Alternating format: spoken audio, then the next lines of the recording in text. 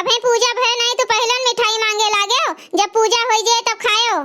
आज का है आजी, आज का है पूजा है। एक करेठो तो पता नहीं है आज का हुए। आज बड़की एकादशी है। आज तुलसी जी के बियाह हुए शालिग्राम भगवान के साथ है। आजी पूजा जल्दी कर ले, हम मिठाई खात बाय। एक कल्लू तो बहुते ललचा हो जाते हो। का भे लड़का हो, लड़का ना लल चाहिए तो सज्ञान लल चाहिए। तोरे सब बतवाते रहबो कि पूजा पाठ करबू। सबे जनी जल्दी से पूजा कर लियो नहीं तो देर हो जाए। एकादशी मैया की जय। सबे जनी पूजा शुरू करो और कुछ गाय बजा दियो। अम्मा अपना एक ठो गाय दियो तो हमरे सब गाई। ठीक है बच्चा गाई थन। सावन माँ तुलसी जन्म लेली, भादो माँ भैली हरि हर हो, सखी कवार माँ भैली सयान, गोविंद मन भावे, गोविंद मन भावे हो, सखी असिल माँ भैन सयान, गोविंद मन भावे, गोविंद मन भावे हो।